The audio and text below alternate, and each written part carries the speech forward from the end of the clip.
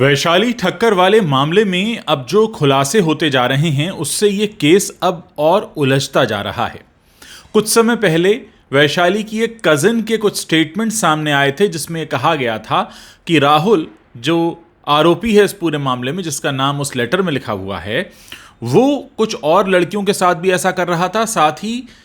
उस कजिन का यह भी कहना था कि वैशाली के उसने थप्पड़ मारा था और उसके बाद से ही दोनों के रिलेशन खराब हो गए थे। अब राहुल, जो कि अब पुलिस की गिरफ्त में आ चुका है, 5 दिन की पुलिस कस्टडी में है, उसका यह कहना है कि ये जो लेटर सामने आया है ये असल में लेटर वैशाली ने लिखा था और मुझे व्हाट्सएप पर भेज दिया था, और उसके बाद मैं वैशाली के घर गया, उनकी माँ को बताया और उनकी माँ ने वैशाली को समझाने की कोशिश की लेकिन वो नहीं मानी। और जैसे ही ये खबर आई तो उसके बाद मैं घर छोड़कर भाग गया था। अब अगर राहुल का ये बयान सही है, जाहिर है व्हाट्सएप मैसेज में डेट टाइम सब कुछ आ जाता है, क्या वाकई वैशाली ने अपने मरने से पहले वो लेटर राहुल को भेज दिया था? क्या वाकई राहुल इस बात को लेकर वैशाली की मां से मिलने आया था? क्या वाकई वैशाली के घर वाले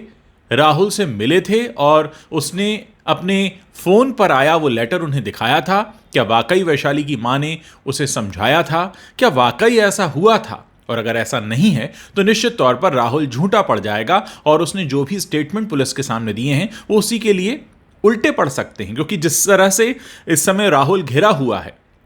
कि एक लड़की की मृत्यु हो चुकी है, लेटर में वो नाम लिखकर गई है, इधर राहुल का दावा यह है कि उसने मरने से पहले वो लेटर उसको भेज दिया था और उसके बाद वो लेटर की वजह से ही राहुल वैशाली से मिलने गया था। अब पुलिस उस मंगेतर से भी पूछताछ करने की कोशिश कर रही है ताकि ये पता चल सके कि क्या वाकई इस वजह से शादी टूटी थी, क्योंकि राहुल ने कुछ फोटोग्राफ्स भेज दिए थे, और अगर ऐसा है तो वो फोटोग्राफ्स क्या थे, और उन फोटोग्राफ्स को देखने के बाद क्या उसने वैशाली के परिवार से बात की थी, और क्या ऐसा ही डॉक्टर अभिनंदन के साथ भी हुआ था जो पिछले मंगेतर थे, और वैसा ही मितेश के साथ हुआ? क्या दोनों को एक ही जैसे फोटोग्राफ राहुल नहीं भेजे थे? क्या दोनों को एक ही जैसी बातें लिखी गई थीं? ये तमाम बातें हैं, क्योंकि देखिए, अगर वैशाली जीवित होती और उनकी शादी टूट रही होती, पुलिस का कोई दखल नहीं होता, कुछ भी हो सकता था। लेकिन आज जब एक जान चली गई है और उस जान जाने का कारण यह माना जा रहा है, ऐसे में अब पिछला पुराना भी सब चेक किया जाएगा कि पहली शादी क्यों टूटी थी, पहली मंगनी क्यों टूटी थी, दूसरी क्यों टूटी थी, किस तरह के मैसेज भेजे गए, कब भेजे गए, किसने भेजे, क्या उस मैसेज भेजने के बीच कोई वार्तालाप हुआ था वैशाली और राहुल के बीच, और बार बार वो कौन शख्स था जो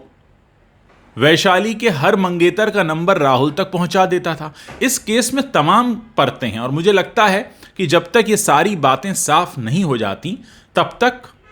इस केस पर नज़र बनाए रखना होगा, क्योंकि अभी भी चीज़ें ऐसी हैं जो क्लियर नहीं हैं और जिनसे जुड़े कई सारे सवाल इस समय उठ रहे हैं। आप लोग इस बारे में क्या सोचते हैं? इस वीडियो के नीचे कमेंट करके मुझे ज़रूर बताइएगा।